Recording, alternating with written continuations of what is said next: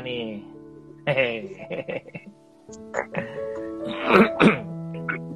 Tuh, sampai batuk dan dehem pun jelas. Malam, kita sambil nunggu teman-teman yang lain. Aku sapa-sapa dulu.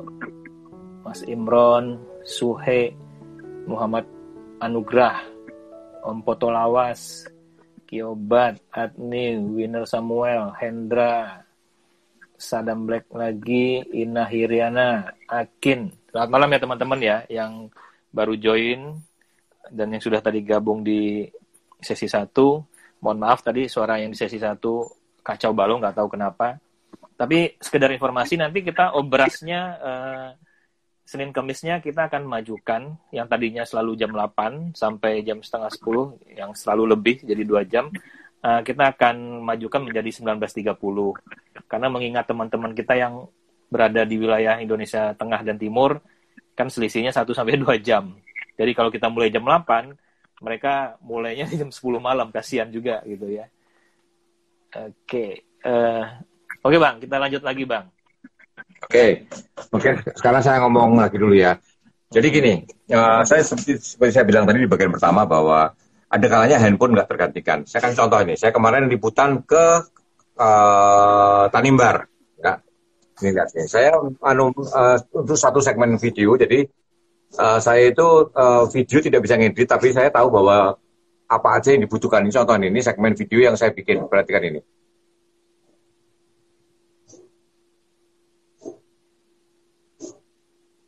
Di Tanimbar ini saya naik motor sama rombongan ya, motor. Ini full HD ya. Nah, ini jalan di jalan yang sangat, pulau yang sangat. Anda Pulau Awear belum pernah dengar kan Pulau Awear? Coba Anda cari Pulau Awear ya. Di Tanimbar. Ini di Pulau Awear, pulau paling ujung Tanimbar ya. Jadi jalannya ya kayak gini nih ya. Anda bayangkan, ini saya naik motor, jalannya nanti ada yang ajur-ajutan tuh saya. Itu saya tangan satu pegangan, nggak mungkin satunya lagi mirrorless, itu hampir tidak mungkin. Tapi saya harus ambil gambar, dan ini gambarnya cukup layak juga, ini juga dipakai. Ini juga nih contohnya ini. Ini harus turun dari motor ya.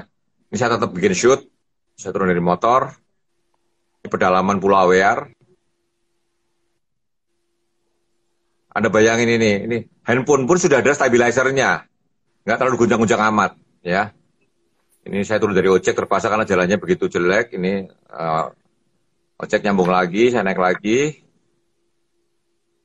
Anda bayangkan kalau saya pakai DSLR atau mirrorless, lebih nggak praktis lagi, oke? Nah, jadi saya naik motor. Anda lihat ya, jadi 2 ini untuk itu dipakai di shoot perjalanannya benar dipakai kan itu full HD ya, full HD. Kita di TV yang gede itu yang 46 inci segala itu full HD udah bagus banget, nggak usah 4K. 4K itu terus terang, coba ada yang suka ngedit video ya, 4K itu nyusahin. Beratnya minta ampun, coba aja drone yang 4K. Drone 4K itu biasanya saya kecilin dulu. Nggak nyusahin kalau berat. Kalau komputernya memorinya gede segala macam itu nggak nyusahin. Mostly orang-orang yang mau gede itu kadang saya 8 dari 10 teman saya yang edit video kalau kasih 4K ngeluh ya, 8 dari 10 paling mayoritas ya. 2 itu yang komputernya udah keren banget ya. Jadi kebanyakan kalau saya ngedit 4K itu saya masukin ke format factory dulu, saya pilih jadi full HD doang baru saya serahin ya. Apalagi naikin buat Facebook 720 cukup gitu. Facebook masukin full HD aja karena berat banget itu kan. Nah, for your info, Facebook bisa buat kecilin video ya. Anda naikin video 4K dari drone. Udah 4K, terus ada puter. Kalau yang upload Anda pakai akun Anda bisa download video itu jadi 720. Bisa milih 720 atau Full HD ya. Nah, itu gunanya Facebook. Bisa ngecilin otomatis ya. Tapi yang bisa download hanya Anda yang punya akun ya. Anda yang upload, Anda yang download bisa. Jadi saya biasanya ngecilin, kalau saya lagi malas, saya pakai Facebook. Oke, satu juga lagi. Kemarin sama OI ke Iceland ya, saya bikin video ini. Ini bagi saya penting sekali video seperti ini. Yaitu video dari dalam mobil. Lihat ya, ini video dari mobil ya. Lihat ini. Saya bawa mirrorless.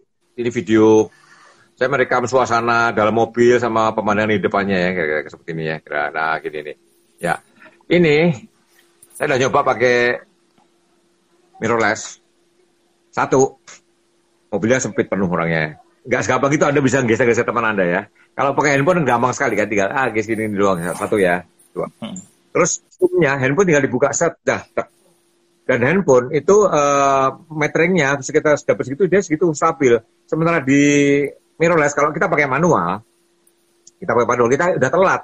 Wah, ngukur dua udah telat. Handphone itu cek langsung dapat ya, stabil, fokusnya stabil, meteringnya stabil. Wow, nah, balik lagi harus siap ya, nggak bisa. Kalau kita cepet-cepet berubah tiba-tiba berhenti, tiba-tiba on lagi, berhenti lagi, nggak ada cerita handphone lebih kuat daripada pakai mirrorless atau pakai apa. Video kalau Anda pakai Anda mesti pakai gimbal kan, gimbal yang pegang itu. Yeah. Kiri kanan Anda bisa kesikut-sikut sama Anda. Handphone yang udah ada gimbalnya di dalam, Anda cukup diam aja, tinggal geser, taruh sandaran kursi depan, udah pakai tripod dan gimbalnya di dalam, dia kerja sendiri. Kemarin di Iceland semua video saya ambil pakai handphone. Saya punya handphone yang 4K, yang Full HD, saya hanya pakai yang Full HD pun cukup ya. Saya nggak mau ambil yang full. Bisa 4K kalau mau, tapi saya 4K itu buat kalau jualan aja ya. Kalau buat jualan 4K harganya lebih tinggi emang. Kalau Anda mau jual ke Shutterstock, yang ngajarin Misbal Munir nih, 4K lebih tinggi harganya. Tapi ini balik lagi ke tema acara kita. Saya juga selama di Iceland kemarin sama Abang juga, saya ambil video juga pakai handphone ya kan. Nah, tapi alasan saya sampai sekarang itu menggunakan handphone karena praktisnya aja, seperti Abang ceritakan tadi kan. Praktis, gampang, tidak mengganggu orang, segala macam. Nah, realitasnya, kalau taruhlah nih, kita punya handphone terbaru, sama dengan SLR atau mirrorless terbaru yang juga punya teknologi video. Sama-sama kita ambil untuk ukuran HD atau sama C. Nah, itu realitas untuk mutunya bagaimana, Bang, menurut Abang? Orang tuh kadang ngomong mutu di luar jangkauan dia ya. Sekarang gini, Anda saya tugaskan buka googling, cari nama Jason Van Genderen. Van Belanda VAN, Jason Van Genderen. Okay. Dia pada tahun 2008 iseng-iseng dengan handphone tahun 2008 bikin sebuah iklan perusahaan pakai handphone 2008 dan mengagetkan. Sampai sekarang klien dia gede-gede, cuma dia tetap pakai handphone. Jason Van Genderen itu bikin film kelas film bioskop, bikin iklan, bikin macam-macam, dia bertahan pakai handphone dan dia laris, ya. Jason Van Genderen. Anda googling ya, Jason Van Genderen. Datang ke Indonesia saya wawancara satu di Kompas itu. Jason Van Genderen, Genderen. Ya. Jadi gini, mutu handphone kalah sama DSLR kalau layarnya segedenya 20 meter kali 30 meter. Tapi kalau layar segede TV 46 inch, mata kita nggak bisa bedain, apakah Anda masih bilang ada bedanya? Itu pertanyaannya. Beda itu hanya akan tampak di suatu level di mana dia berbeda. Tapi kalau kita membedakan di level yang dia tidak tampak beda, itu menurut saya nggak ada bedanya. Ibaratnya 10R, cetak 10R. Handphone sama mirrorless nggak ada yang bisa bedain. Itu nggak bisa dibedain. Tapi kalau dicetak segede gedung BNI 46 Om, ya kelihatan, dilihatin dari deket ya. Tapi kalau lihatnya dari jauh juga nggak kelihatan. Jadi kadang-kadang orang tuh ngajak beda di level yang nggak masuk ke level itu ya. Jadi ngapain gitu tanya bedanya? Okay. Jason itu contoh kuat bahwa iklan Mitsubishi kan ya dia juga bikin pakai handphone. Jason Van Genderen pakai handphone ya. Dia hanya dia hanya pakai handphone. Dan dia karena pakai handphone dia jadi unik, dia jadi dicari. Justru orang ini handphone loh. Jadi justru karena bagus orang ini handphone loh ya. Justru punya klaster sendiri iklan-iklan si Jason itu. Ini langsung aku subscribe nih. Ini karena yang join juga ada teman-teman kita dari vendor. Jason Van Genderen betul, Budi XC. Jason Van Genderen betul. Bang, ini bahasa bisnis nih, teman-teman kita nih ada yang join kan dari vendor. Bukan berarti kita mengajak teman-teman beralih, lu nggak usah pakai kamera, sekarang pakai handphone aja. Nggak juga begitu. Karena ya seperti saya bilang tadi, handphone itu tetap aja bajai. Handphone tetap aja bajai. Kalau Anda mau ke Surabaya, Anda nggak mungkin naik bajai gitu kan. Ya. Handphone dikasih AC, dikasih mesin 5.000 cc ya. Kalau ke Surabaya, Anda tetap naik mobil sedan 2.000 cc mungkin gitu kira-kira ya kan. Pemisalan saya itu. Ya, jadi jangan dianggap kita gara-gara gini bilang, teman-teman pakai handphone aja, nggak usah pakai kamera lagi ya kan. Tapi ya sebaiknya ada kalau saya sih case-case tertentu ya, kayak abang liputan di tempat prostitusi itu, kalau benar-benar butuh untuk ngambil frame di sana ya pakai handphone mungkin lebih leluasa ya kan, juga tidak bikin tekanan pressure sama orang gitu kan. Orang difoto pakai kamera itu kan kayaknya ada pressure kan ya bang. Nah itu kan juga Betul. bisa dengan kualitas yang sekarang udah bagus ya, itu bisa jadi alternatif Saya mau buat cerita teman-teman.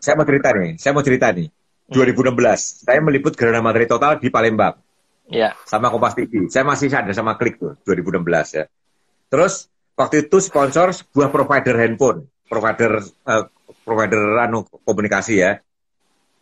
Itu 4K, 2016 4K dia masuk ke Palembang. Jadi Kompas TV dikasih handphone 4K untuk bisa siaran langsung. Gubernur, bupati semua ya, pakai handphone siaran langsung. Apa yang terjadi? Satu persatu yang diwawancarin kabur, dikira main-main pakai handphone. Wah, kurang ajar main-main. Akhirnya apa terjadi? Kompas TV ambil kamera rusak, gede, handphonenya tempelin. Sekarang kan layarnya doang. Padahal wawancaranya pakai handphone itu, ya siarannya pakai handphone itu. Kamera gede itu aja pegangan aja supaya yang diwawancarain yakin. Itu contoh ya. 2016 bulan Maret, true story. Jadi gubernur, bupati lari, dia main-main pakai handphone itu. Pak, gimana pada waktu Pak? Main-main dia pergi kan. Akhirnya ambil kamera rusak. Tuh handphonenya taruh di layar itu, Pak gimana pegang itu. Baru mau ngomong, padahal ya sama aja handphone itu, kameranya kamera mati. Ya tapi itu true story terjadi bener. True story terjadi itu. Ya sama aja kalau kita ke tempat wisata di Indonesia, sebagian tempat kan oknum minta kalau bawa kamera yang gede langsung dimintain duit. Kalau kameranya kecil atau apalagi handphone nggak apa-apa. Padahal handphone juga bisa menghasilkan yang lebih bagus, ya kan? Suatu hari, ya. Jadi gini, handphone itu keunggulannya untuk jurnalistik apa? Ada kamera ke depan, ada kamera ke belakang, gitu. Betul. Dan orang yang lihat di luar nggak tahu kita pakai kamera yang mana. Kita keinginan motor ke depan, kita pura-pura kaca gini, padahal kita motor ke sana. Siapa yang tahu? Dan itu yang dilakukan oleh Kompas waktu motret sebuah tempat yang nggak boleh motret. Pura-pura selfie, padahal motret ke sana. Handphone itu bisa ke sini, bisa ke sana. Dan orang nggak tahu kita ke arah kemana. Jadi pura-pura ke sana aja. Pura-pura ke situ, padahal kita ngincernya situ ya. Terus jelek, sialan, jelek, cepret, padahal motret. Bisa. Bang, jangan dibocorin dong. Itu kan trik kita. Kasih tahu. Kan trik kita. Ntar ada orang yang tahu. Kita kan emang semua orang tahu nanti ya. Kayak di India juga kan kita mau motret itu pura-pura aja kita motret selfie. Malah kita mau motret acara di depan. Ember, iya. Ya itu salah satu keunggulan juga kepraktisannya handphone ya. Salah satunya. Yang nggak tergantikan. Ya, tapi ya emang handphone itu memang kelemahannya adalah memang bahwa dia ergonominya memang bukan ergonomi untuk motret, ergonominya adalah ergonomi untuk ngomong. Untuk nonton video pun kan dia harus diputar kan, tapi megangnya kan paling enak berdiri gitu loh. Jadi tapi biarpun untuk ngomong juga sekarang iklan-iklan smartphone itu fitur foto video yang diunggulkan sekarang. Nggak ada iklan handphone ngomongin kekuatan sinyal, ketahanan baterai aja udah nggak ada. Ketahanan baterai udah nggak ada peduli karena sekarang ada power bank ya kan. Dulu ketahanan baterai diomongin loh. Dulu diomongin, sekarang ketahanan baterai nggak diomongin karena ada power bank, jadi no problem. Ya, jadi secara garis besar teman-teman sudah tahu ya tadi ya. Dari sesi 1 udah banyak dibahas. Jadi teman-teman megapiksel, masalah sensor kecil besar itu sudah dikasih tahu, efeknya segala macam, ya kan, perbedaannya sama handphone, smartphone dengan kamera. Jadi jangan nanti, nah ini kan karena teman itu handphone yang berapa juta sih? Nah itu balik lagi nih, tergantung merek sama apanya, karena harga juga kadang-kadang harga dengan brand yang terkenal sama yang dibilang kacangan, tapi yang kayak abang pakai lah, Bang Arbain pakai ya, saya nggak mau nyebutin merek, itu harganya setengah dari yang saya pakai, tapi hasilnya saya rasa sama-sama aja, ya kan? Ya saya mau di-endorse, tapi belum di-endorse, jadi nggak usah saya sebutin. Kalau di-endorse saya sebutin. DM aja. Ini aku mengatasi hot pixel, stuck pixel, dead pixel ini loh, itu. Nah, ya itu dari Mas Pratama ya. Ini mengatasi hot pixel, stuck pixel sama dead pixel. Jadi gini lah, itu satu kondisi yang satu di antara sejuta ya. Jangan otak kita dipenuhi suatu hal yang jarang terjadi. Kalau kamera saya ada dead pixel, saya ganti, ya simple ya. handphone back pixel biasanya itu udah lama banget, ganti aja lah. Jadi jangan ngomong diatasi ya. Kalau hardware jangan ngomong diatasi, ganti aja udah ya. Kita peringan hidup kita lah, aduh. Don't rich people difficult, jangan kayak orang susah ya. Iya, tapi kan kalau pixel itu artinya udah gimana sih, Bang? Masa moto mau disamain sama orang aja? Masa moto kita disamain sama orang aja? Kan ada orang juga yang main ganti, minimal dia ganti LCD-nya lah. Ya kan? Beli LCD jadi gak ganti handphone semua, ganti LCD. Tapi ganti LCD kalau juga kamera kayak baru. Kalau kamera dead pixel, ada namanya di swipe gitu. Artinya dead pixelnya diambil dari sebelahnya sebetulnya ya, nipu ya. Mati ya, dead pixel itu mati. Cuma ada itu namanya istilahnya apa saya lupa. Itu di swap itu ya. Jadi nanti yang mati itu dia ngopi dari pixel sebelahnya, itu bisa ya 1, 2. Tapi kalau udah agak banyak, saya dulu ngalamin di kamera profesional ya Photoshop aja. Paling 1 titik doang kok gitu loh. Dan ingat-ingat kalau motret bagian ini kalau bisa pas polos gitu, kira-kira gitu. Jangan sampai gitu ya. Sampai jadi ribet. Jadi tipsnya kalau kita mau nggak pakai lem biru, ya itu tadi di Photoshop aja bagian dari pixel kita samarkan. Bahasanya kita samarkan. Iya nggak Bang Bain ya? Iya. Lebih murah dan lebih simpel. Betul. Ini pertanyaan dari Om Foto Lawas nih. Om, jenis kamera yang dipakai pada masa penjajahan Belanda itu kamera apa sih? Kok hasilnya jernih? Tadi udah nanya di sesi pertama. Kenapa hasil foto? Lat format. Kameranya lat format. Klisenya aja 40-60, bayangin. Klisenya aja 40-60, tahu nggak? ya bagus lah. Klisenya aja dari 40-60. Nah itu loh, satu dia. Di belakang itu kelihatan nggak ya coklat itu? Ini sambil ya. Nah ini gunanya Bang Arbain itu kameranya nggak pakai yang statis.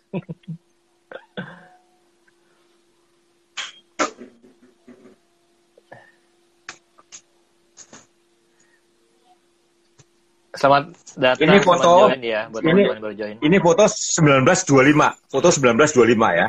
Ini foto 1925. Kawin perak. Oh, sorry, kebalik ya. Mana ini ya. Kelihatan. Ini. Nah, itu. Ini foto kakek saya dari Gasibu yang Chinese ya. Itu 1924 ini foto 1924. Mereka kawin 1899 ya. Ini kawin perak. Ini kok bagus banget 1924. Nah, klisenya ya segede gini. Klisenya segede gini. Bukan ini 30 kali 40 klisenya. Klisenya segede ya, aja tajam gitu loh. Kalau zaman dulu dibikin klise sekecil sekarang ya gambarnya hancur-hancuran. Zaman dulu tuh bagus karena klisenya gede-gede. Saya ada lagi klise yang kaca yang lebih gede lagi ya. Lebih gede lagi. Ya terang aja bagus karena klisenya gede banget zaman dulu gitu loh. Semua large format semua lagi kamera orang zaman dulu kan? Semua large format dulu. Iya. Format kecil itu kan baru dibikin oleh si Oscar Barnack, Leica, ya kan? Iya. Film kecil tuh Oscar Barnack bikin. Dulunya sebelum Oscar Barnack bikin, tunggu. Nah.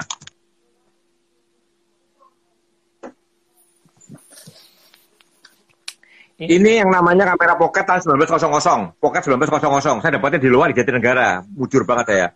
Ini kamera pocket 1900, Kodak Brownies 1900 ya. Saya protek ya. Ini Kodak Brownies. Ini kamera pocket pertama di dunia, filmnya ukurannya berapa? 4x6. Itu pocket. Pocket. Itu ini pocket ini saya bilang. Itu pocket. Ini pocket pertama di dunia ya, Kodak Brownies. 1900. Saya dapat di Loakan Jatinegara hanya Rp20.000. Ya, jadi saya merasa bersyukur. Itu kamera jelek, gila. Ini sejarah banget. Saya pikir yang jual nggak ngerti nih. Berapa nih Pak? 50. Wah, karatan gini benar. 25 ya. Sebenarnya 10 juga dikasih, tapi ya udahlah saya ini barang besar banget. 1900 ini Kodak Brownies, gila, yang jual juga nggak ngerti kali. Kodak Brownies itu pocket pertama di dunia segede gitu lah. Baru Oscar Barnack yang bikin sistem 135 itu brilian. Makanya Leica itu adalah salah satu tonggak sejarah fotografi karena si Oscar Barnack tuh dia bikin format 135 itu 1924. Ya waktu kakek saya tadi foto tadi, Oscar Barnack bikin film 135 gitu. Oke. Nah, ini dari Mbak Indah Listia. Om, bisa bahas sedikit nggak tentang kamera makro di smartphone? Kamera makro, lensanya atau softwarenya, aplikasi mungkin ya. Untuk makro di handphone itu dimulai dengan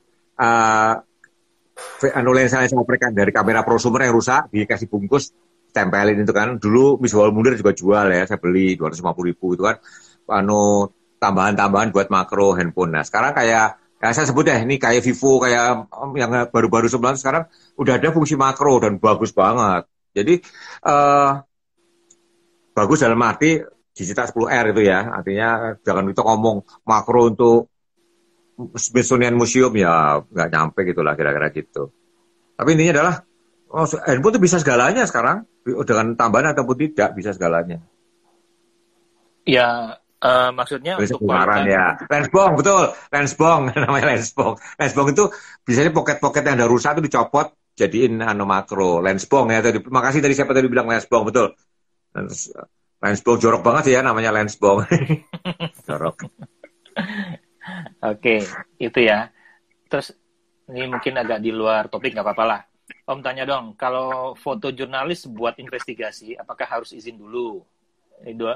Ya apa? Kalau izin ya kapan dapatnya?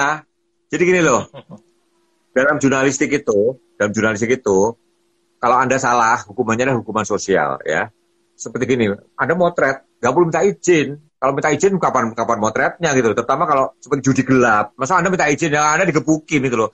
Kayak prostitusi anak-anak ya. Saya masuk aja bawa kamera susah banget. Kalau minta izin ya nggak akan dikasih izin.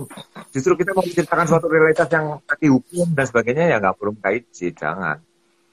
Justru kalau investigasi kalau kita nggak etis, kalau saya mau kasih mukanya segala, itu kayak siapa itu dulu YouTuber itu nawar pelacur di Bogor. Berapa kelihatan mukanya dinaikin di YouTube, gila loh. Itu kan kasihan banget, itu kan belum tentu dia keluarganya tahu kalau dia cari makan dengan cara begitu kan. Itu kan ngawur. Iya, itu yang nggak etis ya Bang ya. Itu nggak etis. Saya aja tuh saya lindungi banget. Udah saya foto, udah saya berusaha, kalau Anda lihat di Instagram saya, mukanya tutup, rambutnya saya rubah-rubah pun, kantor memutuskan jangan foto. Dirubah kayak apapun, kalau orang dekatnya pasti kenalin. Akhirnya digambar, Anda lihat di Instagram saya tuh. Akhirnya diputuskan digambar, Limbun C. Almarhum yang gambar. Digambar ulang, berdasarkan foto asli. Oke. Nah, ini dari Mas Lintang ini dari tadi nanyanya ini juga terus nih, apakah teknologi sensor bisa di-KW-kan? Sensor bisa di-KW-kan? Yang bikin sensor di dunia, gini saya kasih tahu ya, yang bikin sensor di dunia tidak banyak ya. Untuk level kamera tinggal Jepang yang bikin, Samsung udah mundur ya. Yang untuk bikin level untuk bikin kamera rata-rata hanya Jepang. RRC pun belum ngejar. Bisa bikin tapi harganya nggak bisa ngejar ya, ngerti nggak? Jadi sensor-sensor itu sekarang Jepang yang megang. Nggak ada lagi. Kodak pun udah angkat tangan ya. Kodak udah angkat tangan. Leica M9 itu masih Kodak. Leica M10 katanya udah Sony kalau nggak salah ya. Karena Kodak udah tutup ya. Dia nggak sanggup bersaing sama harganya ya. Jepang. Ya. Jadi sensor yang bikin sekarang tinggal Jepang. Saingannya Samsung, keok ya. Udah nggak mau meneruskan. Udah ambil lah Samsung bukan keok ya. Ini adalah nggak usah lah. Nggak menguntungkan bagi gue. Saingan sama Jepang repot itu kan. Jangankan Korea, RRC pun belum bisa ngejar Jepang bikin sensor kelas-kelas menengah. Anda tahu kamera Xiaomi itu bikin kamera mirrorless. Sensornya apa? Sony. Sensornya Sony. RRC itu. Jadi Tuhan menciptakan langit dan bumi, ya, kecuali kamera digital, ya. Tuhan menciptakan langit dan bumi. Semuanya buatan Cina, kecuali kamera digital. Itu guyonannya ya. Tuhan menciptakan langit dan bumi, sisanya buatan Cina, kecuali kamera digital. Berarti tetap kalau kamera Cina itu dia pakai sensor Sony kebanyakan ya. Jadi KW-nya boleh dibilang bukan ada ya. Sekarang mungkin karena dia udah bikin, tapi dengan harga yang sama dengan Jepang mutunya belum bersaing. Dia bisa bikin mungkin lebih bagus dari Jepang, tapi harganya kalau dijual orang nggak mau beli. Mungkin bagus, tapi kan orang bilang ada barang Cina gitu kan. Itu yang image yang masih susah. Drone DJI itu sekarang baru bisa membalikan keadaan. Sekarang itu drone Cina tapi orang sekarang pakainya DJI gitu. Drone Amerika sekarang keok tuh. Parrotnya Perancis aja kalah sama DJI sekarang. Analvi itu sama Mavic, orang milih Mavic. Nih Bang, dari Rodia Fala, bahas native ISO dong, apakah juga menentukan mutu kamera? Native ISO? Native ISO adalah ISO terendah yang dimiliki kamera tersebut ya. Kalau Olympus itu ISO terendahnya 200 gitu. Orang bilang kok 200 kurang rendah itu kan. Sony ada yang 50 ya. Kalau Anda lihat di Nikon atau di Canon ada namanya low ya. 100 ada L low. Low itu sebenarnya bukan ISO 50 ya. ISO yang diinterpolasi. That's not real 50. Jadi bilang low 50. Jadi ISO high yang diinterpolasi juga ada ya. Ada. Berarti ISO juga bisa diinterpolasi dong ya, bukan cuma megapiksel ya. ISO juga diinterpolasi dong ya. Sedikit, satu step doang. Ya, ISO umumnya satu step ya. Habis ISO 100 L50 gitu kan. Ya, L50 atau habis ISO 100 lalu L75, L apa itu kodenya pakai L. L itu diturunin sebetulnya, diturunin. Kalau setelah mentok 16.000 ada H 3.200 itu, kalau ada kodenya H itu adalah diinterpolasi sebenarnya, isunya dipaksa, dipush ya, bukan isu bawaannya si sensor. Nah sebenarnya gini, ISO itu sebenarnya kalau di film sama di digital beda banget. Di film itu formulanya beda, adonannya beda kan. Film itu kan zat kimia yang dioleskan di film, lebih peka. ISO 3000 filmnya lebih peka. Kalau di digital itu hanya masalah switch ya. Kepekaannya gue naikin, ada listriknya gue tambahin, kapasitornya gue naikin, misalkan seperti itu ya. Jadi sebenarnya saya nggak bisa ngomong natif ISO itu apa di digital ya. Tapi intinya gini, bukan berarti kalau natifnya rendah itu jelek. Ya, kamera yang dipakai Mas Darwis ya, ISO terendahnya 200, nggak bisa lebih rendah ya. Terus sensornya kecil. Itu fotonya Pak Jokowi itu dicetak segede pintu di rumahnya, coba ke studionya Pak Darwis ya. Segede pintu, bagus, tajam. Ya, jadi teknologi itu bisa mengatasi segalanya, termasuk ISO dan sebagainya. Itu hanya masalah apa ya? Kayak nomenklatur aja. 50 sama 100 bagus mana ya? Nggak bisa dibilang gitu loh. Nggak bisa dibilang gitu. Oke, itu ya jawab pertanyaan Mas yang tadi. Terus dari Karanolano, Om, masalah dynamic range kamera HP gimana? Tadi saya juga udah nanya, nggak apa-apa lah dijelasin lagi. Sempit sebetulnya. Sebenarnya sempit dalam tetap berbeda sama kamera ya. Iya, gini, makin besar sensor dan dynamic range makin gede ya. Full frame dulu, kalau Anda dulu ngalamin APS-C sama full frame, Anda ngedit dua-duanya. Saya dulu pakai APS-C sama full frame 550D sama 5D Mark II dulu ya. Itu APS-C sama full frame. Kalau saya ngedit under sedikit kerasa itu, walaupun cuma bedanya sedikit ya, APS-C sama full frame, tapi dalam editing ngerasa banget. Anda rasain sendiri deh. Tapi intinya adalah sensor makin gede, dynamic makin gede itu iya. Makanya kamera-kamera medium format tuh kalau di editing enak sekali. Ya. Kita udah hampir 1,5 jam ya. Gak terasa juga sih. Kita percepat waktunya juga, cepat juga terasanya. Oke, ini kita bacain lagi pertanyaannya nih. Gimana kalau pengaruh lensa di HP sama lensa di DSLR? Dari Mas Sony Harson. Gini, pengaruh lensa di HP sama... Gini, semua bisa diakali kecuali optik. Ya, semua bisa diakali kecuali optik. Optik itu nggak bisa bohong ya. Optik itu karena... Dan optik sampai sekarang belum bisa, optik itu nggak bisa bohong. Jadi dulu sempat ada rame waktu kamera masuk 35 megapiksel, ingat ya. Kamera masuk 35 megapiksel itu. Kerapatan kan 35 megapiksel artinya kan pikselnya makin padat ya. Pertanyaan adalah apakah lensanya bisa merekam sepadat itu gitu kan, pertanyaannya seperti itu. Iya, betul. Nah, itulah katakan terus dijawab macam-macam ya. Saya ikutin di internet itu sekarang untuk sensor 35 ya. 36 mili kali 24 mili itu dulu dibilang lensa yang paling padat hanya bisa merekam 35 megapiksel. Lebih dari itu hanya interpolasi, ya pura-pura ya, nggak dapat sebetulnya. Ya mungkin aja saya nggak ngerti. Tapi intinya jawab, perhatikan deh. Kenapa lensa-lensa Leica itu bagus? Lebih tajam ya. Karena dia lensa beling, sehingga nggak bisa autofokus. Lensa-lensa Leica yang keren-keren itu kan manual fokus. Manual kenapa? semua manual. Karena padat sekali, kacanya padat sekali. Sehingga berat, sehingga kalau kasih mesin autofokus, mesinnya gede banget itu loh. Makanya dibilangin manual fokus. Karena dia kacanya tak padat sekali sehingga berat. Jadi autofokus itu harus ringan lensanya. Kalau lensanya berat, autofokus mesinnya segede apa gitu kan. Ada perhatikan deh. Lensa-lensa yang bagus manual fokus. Coba Anda beli lensa-lensa sekarang, Towitz sekali itu kan manual fokus kan. Karena kalau di autofokus mesinnya gede banget. Dan borosin baterai karena berat. Lensa itu makin padat, makin tajam, makin bagus. Ya karena sifat-sifat dasar cahaya masuk ke dalam lensa itu kan. Makanya handphone itu lensanya kan kadang-kadang kecil.